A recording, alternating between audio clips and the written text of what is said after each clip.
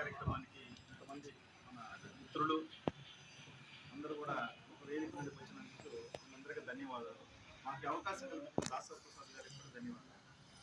సేవా కార్యక్రమాలు చేయడం దాసరి ప్రసాద్ గారికి వారి మిత్రమండలికి కొత్తేం కాదు, కానీ అది మొదటి నుంచి కూడా జరుగుతున్న కార్యక్రమం. బట్ దీన్ని ఒక వేదిక రూపం తీసుకుంటాము. వేదిక రూపం తీసుకొస్తే కూడా 10 మందికి దీని గురించి అవగాహన ఏర్పడుతుంది. ఏమైనా నీడీ పీపుల్ ఉంటే కూడా మనం అప్రోచ్ అవ్వడానికి ఒక వేదిక ఉంటుంది. వ్యక్తిగతంగా కాకుండా ఒక వేదిక ద్వారా అయితే మన సేవలను విస్తృతంగా మనం చేయగలము అనే ఉద్దేశంతో ఎప్పటి నుంచో అనుకుంటున్నాము.